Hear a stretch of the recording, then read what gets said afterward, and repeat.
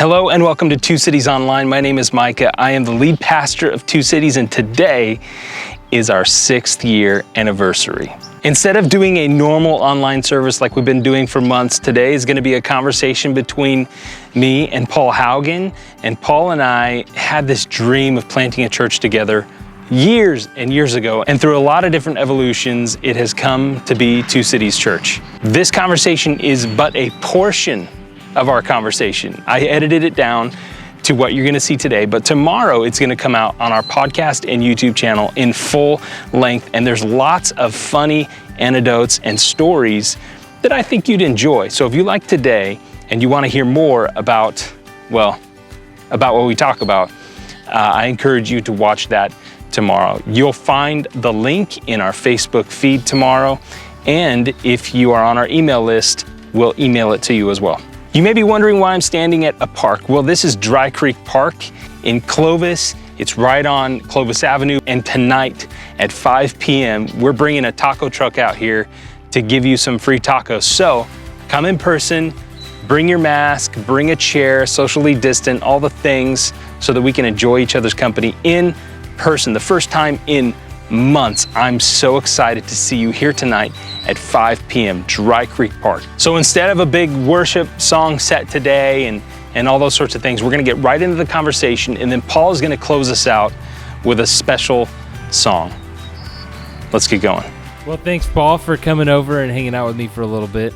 Yeah, and thank you for the world's largest glass. I do what I can. You asked if I wanted water, and I was like, I could drink a little water, and you gave me what appears to be like a jug of moonshine in this mason jar. That's how we do. This is what I do. This is what you need, a lot of water every day. This is what I do to stay hydrated. You gotta drink way more water than you think. That's what Doc McStuffin says. I have been dehydrated in the hospital a couple times. So you have. I've been called to the emergency room yes. to sit with you. That's the thing. Yeah. That's happened. And on more than one occasion. I've taken you to the emergency room as well. Yeah. So a set design gone wrong. Yeah, you still have a scar on your hand. I do. Right? I have a scar right there. I don't know if we can see that. Previous Probably life. That's the thing, is we've known each other for, we were trying to figure this out, like 26 years or something. I think 23. 23 years. We were 16. I'm about to be 40, so it's going on 24 years. There you go. Long time. So I've known you longer than time. I didn't know you. That's true. I've known you longer than I've known my wife. That's crazy. That's weird. I have not known you longer than I've known my wife. Well, though. yeah. But so we've had a lot of fun and experiences. We've been around each other a long time. We've been really good friends for a really long time. And, how we met, first of all, I transferred schools. I went to Buchanan for a year and a half, and then I transferred to Clovis West along with Gerald Goldstein. And so we transferred on the same day, and we met, because we were dating sisters. Right. Which we don't need to get choir deep into that, but yeah. we were well, let's just say that, the family was lovely, great family, but after a while, it got to be that you and I went to each other for a little bit of, commiserating, a little bit of sense of normalcy. We're 16, right? We're punks. Absolutely. Nothing on them. It was us. Right. We were exactly. But there are some fun stories there. But choir. We I don't know if people know this, that you're an amazing bass singer. Not like a cello kind of bass, but like you're the low guy. I used to be able to hit some lower notes. Right, that's true. And in fact, I don't know. We're just going to share this. You and I were in a boy band together. We're sharing but before this we get now. Let me share. This is my first.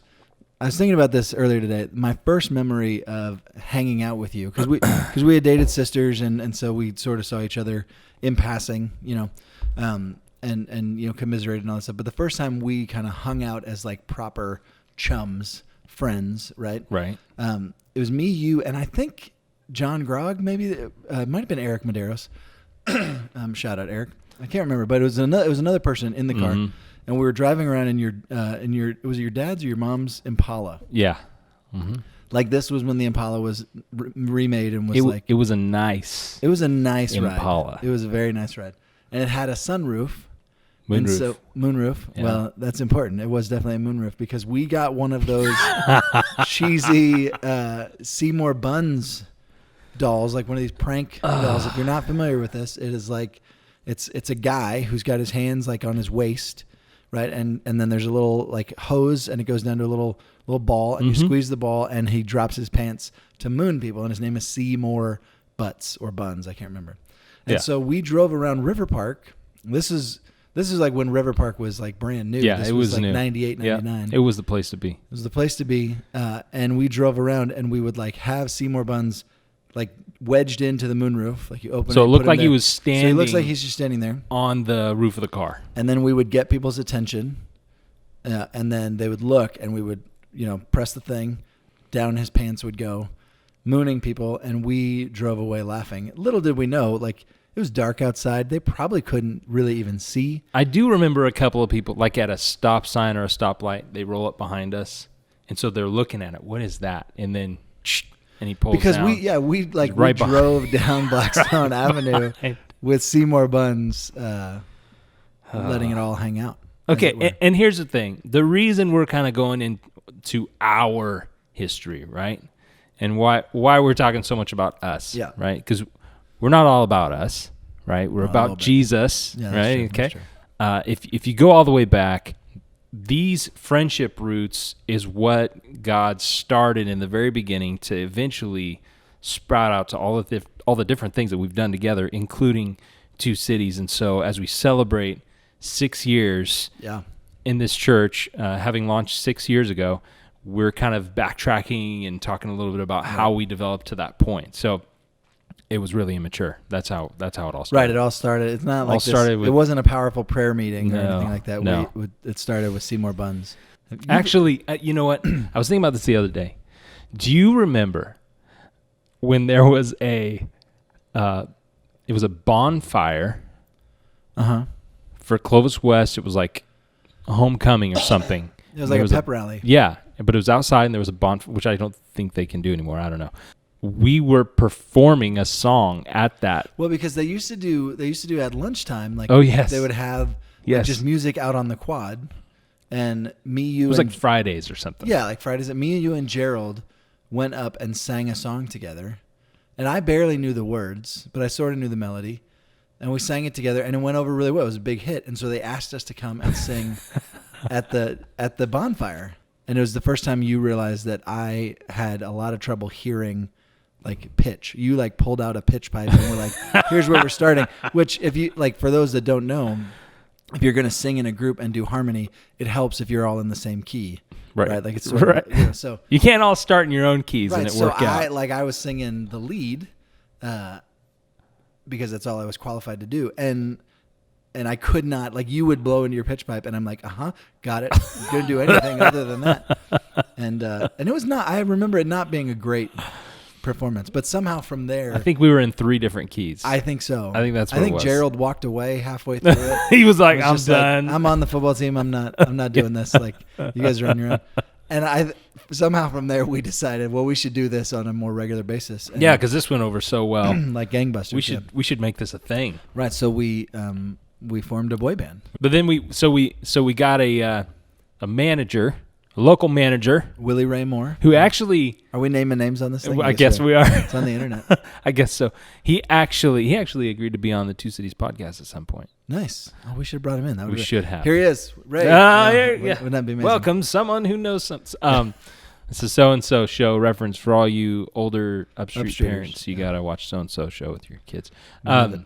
Ray came a couple of years ago to our fourth anniversary, I think it was, and played drums with a trio, I think it was, of his that he plays with. I think the Ray Moore Experience. I think that's what they're called. That's what it is. They're fantastic. Yeah. Okay, so here's the deal. There was a producer or somebody, right, that Ray knew through someone that was out in L.A. visiting from, where was he from? Detroit or something? Detroit, yeah. And which, like, believe it or not, gospel music, I mean, Detroit's a big deal. I was like, this is awesome. This is our break. Yeah. So we drive down there, and he's like, yeah, we're going to go to Universal Studios. You're going to sing for him. We're going to kind of try to hash something out. When he said Universal Studios and sing for a producer, did you think we were going to, like, a studio?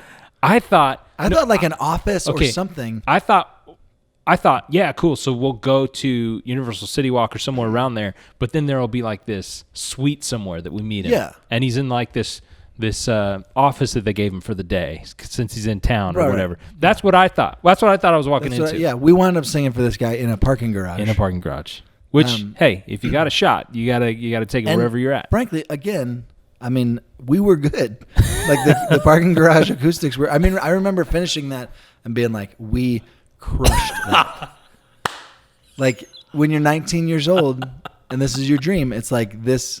We nailed it. Oh. We just absolutely obliterated this thing. It was fantastic. Okay. But I remember, I mean, as goofy as those times were, there was still, and this is sort of, I think, a through line for our friendship, is that there was still like a connection to wanting to, have an impact. Like we genuinely, like I had really just gotten serious about my faith my senior year of high school. You had been really serious about your faith for the last few years. And so like we really were viewing this as a ministry. Like we were singing about Jesus. Mm-hmm. This was not to get girls or anything like that. We were serious about this. And I remember you even called me at one point and had seen this documentary about, poor working conditions in Guatemala, or something. See, I don't remember like this like, conversation at all. You called me and were like, there was this video that I saw, about a major coffee company, we all know, that, is treating workers poorly in some third world country, and we should do something about this. And I was like, yes. I got no idea what, but yes. Yeah. We should do something about that. But and that sort of became a through line for a lot of our endeavors. So that was a big deal, but it didn't work out. Yeah. The band didn't work out. Surprisingly, a Christian boy band from Fresno. So didn't go all the way. You went away to college a year before me. I went away to college. When I went away to college, for the first half of the year, we were still trying to make the boy band thing work. We did a thing in Bakersfield. We did a thing in San Diego. We still met up and did things, but it just wasn't as regular. Yeah. And so it kind of died away. We had to concentrate on other priorities. So we pursued our own things. We went and did our own ministries on the campuses we were involved in. Mm-hmm. You were the first person that I think that I knew that was like, I want to make a difference.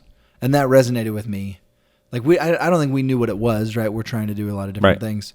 But like, I remember even in high school, you were a guy that was like, I want to make an impact. And I was like, oh, I thought I was the only one that wanted to do that. And so that stuck with me.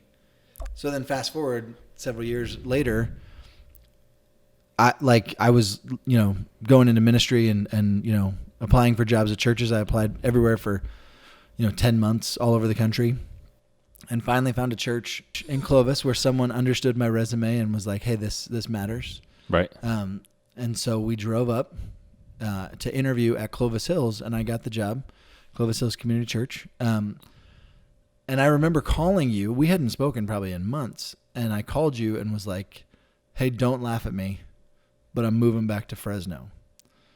And then what did you say? I said, so am I.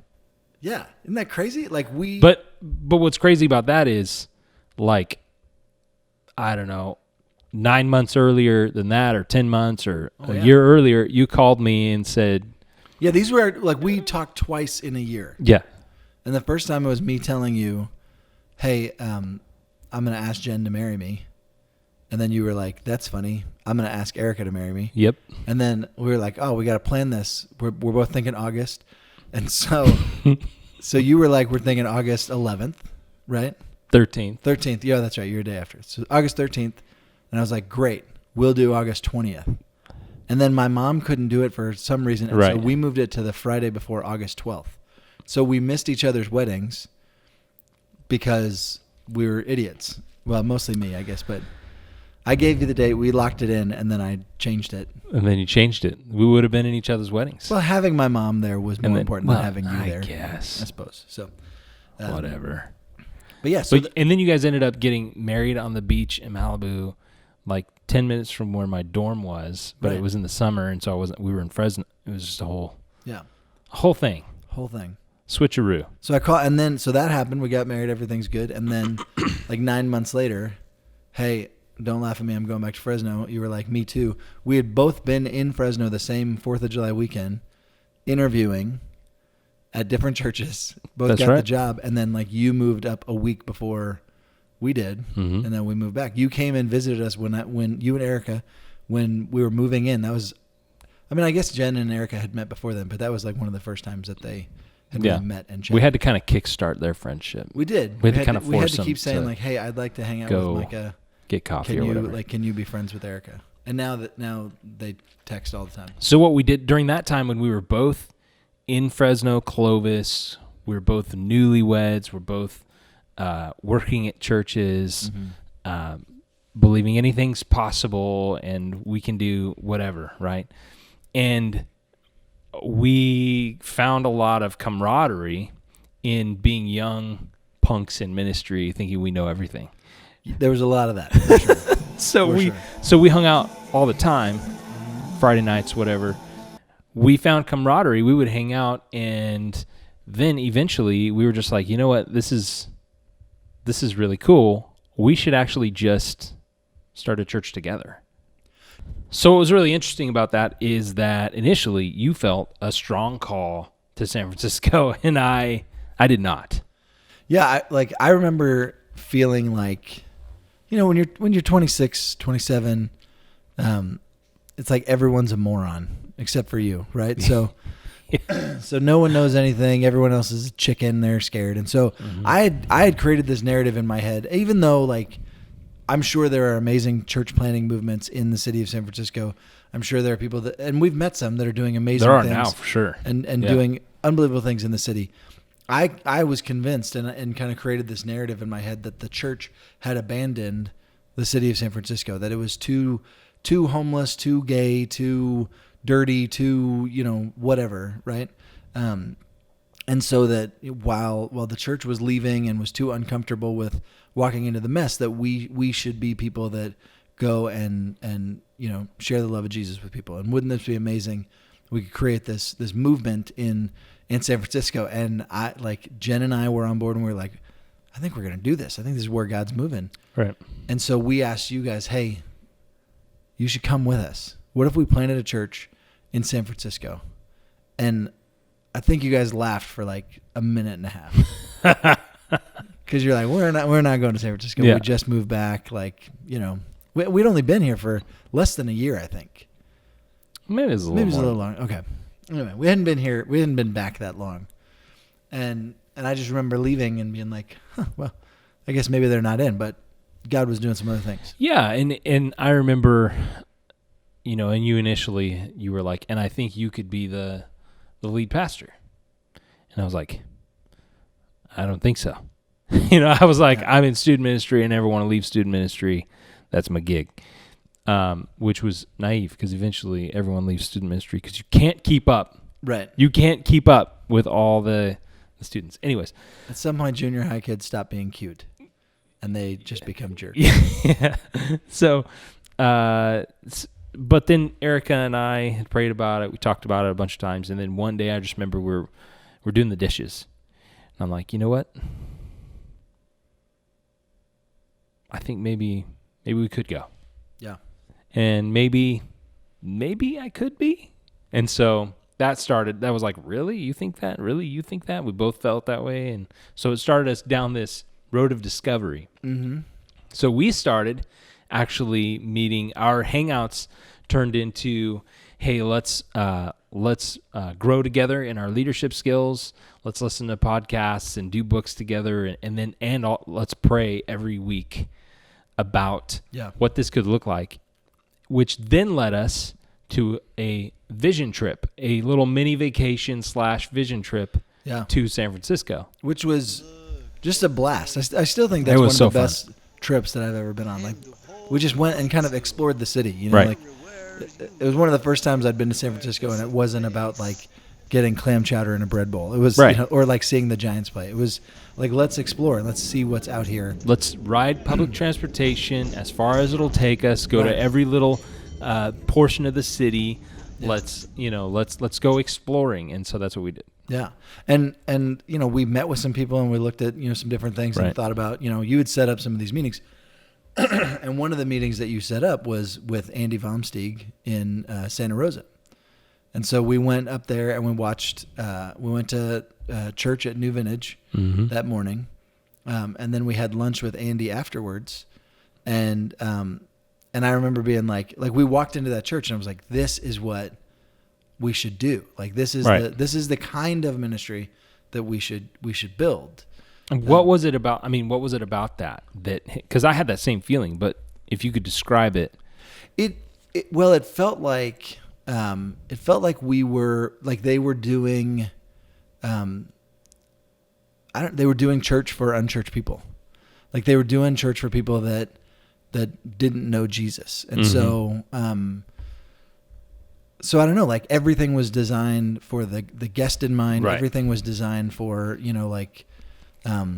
for the community that they were in. It was smaller. And so it felt like, there's definitely room to build and to grow and all that kind of stuff. So there just was an energy there that was like they're in, in go mode,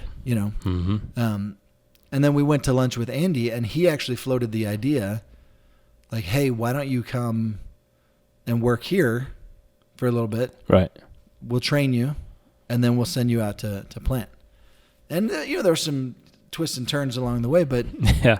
But like over the next few months, that's kind of what happened. Like you went there first. Erica and I moved. Erica was pregnant. Yeah. There's kind of some miracles in there and kind of how God provided for us because New Vintage didn't really have the resources to bring us, but we came on the promise of medical insurance and a roof over our head. Yeah. It's amazing how important health insurance is. Which was great because our oldest son, Josiah, was born there 11 years ago. Crazy. Which is nuts. And it cost us $25 for his birth. So that was some good. So it was great. That's not nothing. That's pretty great. That was great. Yeah. But, food was a little hard to come by at times and other things were a little hard to come by. I love the story. Can you tell the story about the pizzas? Yeah. So there was someone would come by like twice a month. I think they worked in a grocery store or something. And they would offload these frozen pizzas that were newly expired. They could not be sold. I didn't know frozen pizza went bad, by the way, but I guess it must. It does. And they were like, we can't legally sell these, but, if you guys can use them. So we stuffed them in the fridge or the freezer at the church campus. And then when we were low on food, I'd go grab 10 and take them home. I'm like, nobody else is eating these things. So what I love about that is there's a couple sentences you said in there that really cracked me up. One is, I would go grab 10. Like, it's not like I would take one. It's like, well, I need to eat the whole week. And the other one is like, we can't legally sell these. So if you put those together, we can't legally sell these. I'll grab 10. That tickles me. That makes me laugh so hard. Well, you do what you got to do. Sometimes you're in survival mode. I remember sitting in a meeting with Andy. He was looking over budget stuff. And he goes, it's like, you're working a lot from your phone. How much is your cell phone bill? I told him. He's like, we're going to take care of that. And I started crying because things were so tight and we were losing money. It was like so tight. And I started crying. And so just incrementally, things eventually got to the point where I was salaried and everything. And then after I got up to par, it was like, hey, Andy, we need someone to fill this position and I need to move over to another spot. Mm-hmm. How about we bring Paul up? And then you found your way up there as well. Yeah. And we had a grand old time doing some real fun stuff.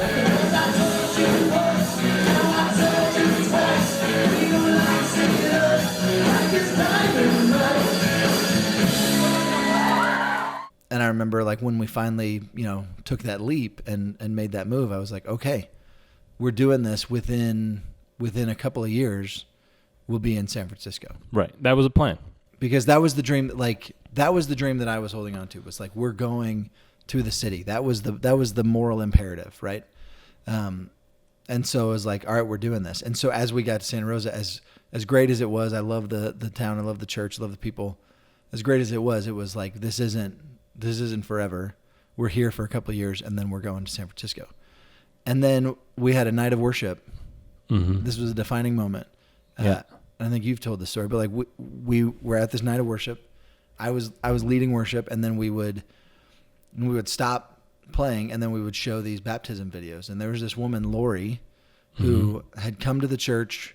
She had actually driven around the parking lot three weeks in a row, and was like, maybe I'll go in today. And couldn't get up the nerve. And on the fourth Sunday, she said, it's either go in or drive my car off a cliff. And so she came in, was greeted by all sorts of people who loved on her and cared for her. And then over that next year, she cleaned the toilets. Like, she did everything at the church, like was just around it all the time. And then she was getting baptized. And this was a huge moment because we had all sort of seen Lori, heard her story. We all sort of walked, with her through it. And so like we finished the set, and I go over to the, side across the room. And I think you were in the production booth or, and we had shot this story. Like we were aware of what she said and all that stuff. And we're watching the story. And I just remember having this moment, where like, as I'm hearing her tell the story and as I'm watching this, like I remember thinking, I want to do this forever. This is like, I want to reach people for Jesus. I want more of this. And then I remember thinking of some names of people that went through my head, of people that, that need Jesus, and they were all in Fresno. And I was like, man, I don't know what to do with that. So I'm just going to tuck that away. And then like, I don't know, a few days later, we went on a double date with our wives, and we're in the car on the way home. And you guys sort of reluctantly were like, hey, we kind of want to go back to Fresno. And because I think you were afraid that if you told us that, we would be upset because we had just moved up there. You had moved like a year earlier or something like that, a year and a half, I can't remember. And I'm like, you guys just moved up here to work with us, to move towards this dream of San Francisco. But I hate to tell you, but when Lori was baptized, God broke my heart for people in Fresno. Yeah. It was like the same exact kind of experience from across the room without speaking to one another. Yeah. And that was just a confirmation of God's thumbprint on everything. That he had planted the seeds so long ago of purpose, and then watered and, took care of the soil, and then moved us to different soil. Yeah. And helped us to grow in a lot of ways, and then said, okay, go back. And in our minds, the different soil meant we were going to eventually go to San Francisco, but God knew all along, right? You're never really going to make it there, but that's okay. You can be motivated by that. Yeah. That's okay, but I've got a plan for you. So we said, let's move back and let's start a new church for the people that we know and love in Fresno who are not connected to and don't really have a relational connection to, pull them into any of the local churches. Because there's a ton of great local churches in our area. That wasn't the issue. The issue was these people, these specific people, we just felt a call to go minister to go be the church for. As I was reflecting on this and thinking about this, today, I was like, oh yeah, every stop along the way, we've wanted to make a difference. We've wanted to do that together. Right. And then we got to this point where I was like, okay, now we're here in our hometown. We went like Fresno to LA to Fresno to San Francisco to Santa Rosa to go back down to Fresno. But like, we're here. We're back we're back in Fresno, Clovis. Right.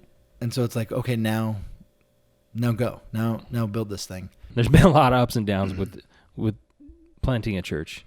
Has not been at all what we expected. Right. We've had to adjust our expectations, change our expectations, and then do it again. And then do it over and over again.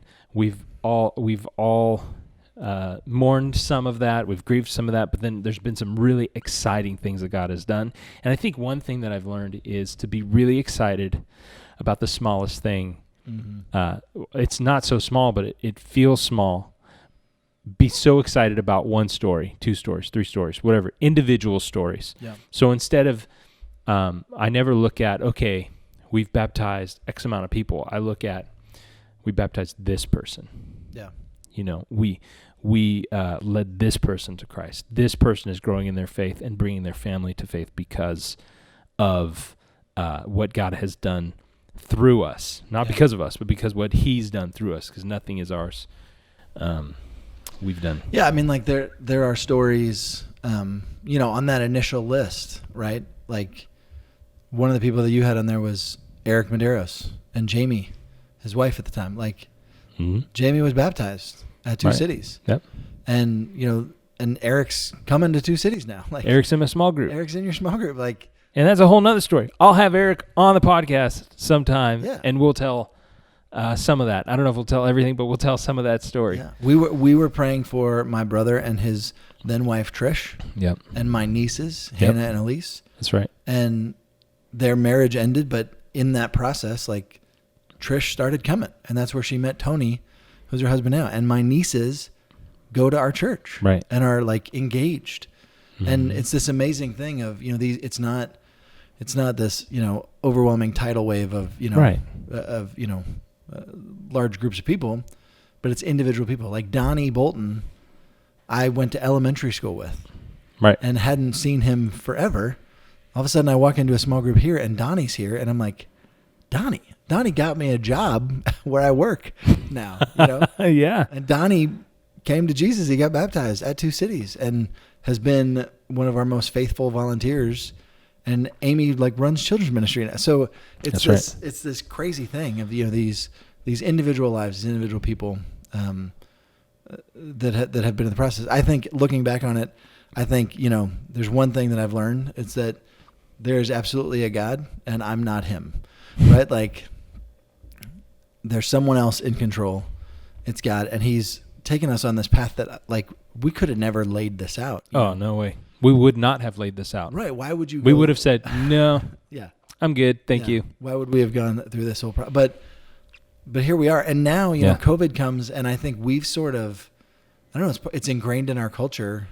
Okay, we're going to do different things. So we took all of that, we know how to put stuff together. We know how to run a church service. We know how to, engage people's hearts and all that stuff. And we sort of applied it in a digital format, and now here we are telling the story. And so it looks incredible. Like initially we thought it's a large church in San Francisco. Right. And now we're a small church in Fresno, mostly online, but so it looks completely different than we thought. I think at the end of the day, the calling really is to be a light. It is to follow Jesus wherever He leads, whatever He says to do, we just go. And that has taken us, in the 23 years we've known each other, that has taken us through all kinds of twists and turns and ups and downs and uncertainties. Yeah. Yeah. There were times where you were eating potentially toxic pizza. Yeah. So it's really cool to see our kids witnessing us taking steps of faith. Mm-hmm. It's just a huge deal. Yeah. Well, and I don't know. I think all of the ups and downs, all of the, misdirects and the whole thing has, prepared us for this season in some way. Not that we were prepared for the pandemic, but it's given us a sense that no matter what is thrown at us, we can A, trust God, and B, we can adapt. Right. And so now we've become this online church in a world where, and have a unique opportunity to be a voice of, of peace in the middle, when everything online is, everything's chaotic, everything's fighting, everything is extreme. What's so funny, we live in this world where, it's black and white, right? You're on this side or that side. It's, you're a Democrat or you're a Republican. You're rich or you're poor. You're white or you're black. Whatever it is. And people, I think they misunderstand because they think if you're not on the extreme of one side or the other, then you're just gray. Right. And that's not the truth. The truth would be, what would the truth be about? I mean, it would be no, you're in color. You're not. Right. You're not just in gray. You're not just meshing it, but you're actually seeing things a little clearer. Yeah, between black and white is a full spectrum of color. Right. Which is crazy to me. Man, this has been a really fun conversation. Is there anything last thoughts you have for this episode coming up to our 6th anniversary? It would be great if we were a church that was for people, that was for our community, right? It goes back to that idea of F-O-R, right? Like the church throughout history and the modern church has often been known, for what they are against, right? The church stands on this issue and that issue and this issue and that issue. And in reality, every single individual person in the church makes up the church, and every individual person has different views, ideas, beliefs. And so, for the essentials, we want to have unity, and for the non-essentials, we want to have charity, and for everything else, we just need to have grace. Right. If we were a people of grace, it would really change everything. Right. I think that's well said, Paul. I think that if we could just continue to not get caught up in the bickering and the fights that are not necessary, and we can be a voice of peace and hope and love through Jesus. I mean, what else are we going to be called to do other than that? I mean, that's what we want to do. We want to love God, and really the way that we authenticate our love for God is by loving others, by showing our love for others, which ultimately the point of that is to show God's love to them. So, well, thanks for being on the podcast, man. Love you. Thank you for being a part of this journey with me. Yep, exactly. We're going to play you out now with a song from One Way. No, we're not. It's not going to happen. Nope, it's not going to happen. Don't do it. You're thinking about it. Don't do it. No, the boy band days are over. I traded in my cargo pants. It's over. I still have the turtleneck sweater. But. No, you don't.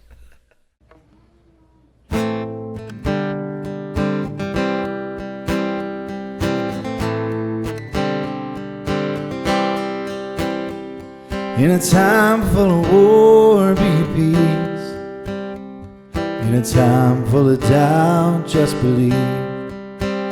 Yeah, there ain't that much difference between you and me. In a time full of war, be peace. In a world full of hate, be a light. When you do somebody wrong, make it right. Don't hide in the darkness, you were born to shine. In a world full of hate, be a light. La la la la la la. In a place that needs a change, make a difference. In a time full of noise, just listen. 'Cause life is but a breeze, better live it. In a place that needs a change, make a difference. In a world full of hate, be a light. When you do somebody wrong, make it right. Don't hide in the dark, you were born to shine. In a world full of hate, be a light. La la la la la la la. La la la.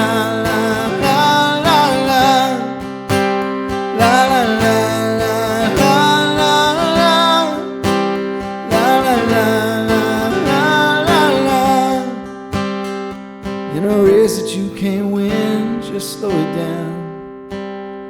Yeah, you only get one go around. 'Cause the finish line is 6 feet in the ground. In a race that you can't win, just slow it down. In a world full of hate, be a light. When you do somebody wrong, make it right. Don't hide in the dark, you were born to shine. In a world full of hate, be a light. In a world full of hate, be a light. When you do somebody wrong, make it right. Don't hide in the dark, you were born to shine. In a world full of hate, be a light.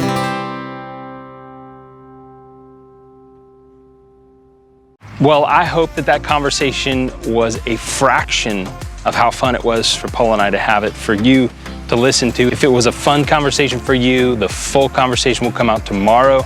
So watch your emails and watch your Facebook feed for information about that. Again, we will see you tonight at 5 p.m. Dry Creek Park for free tacos. Bring a friend, bring a neighbor, bring your family. I think we're gonna have plenty to go around. God bless, can't wait to see you.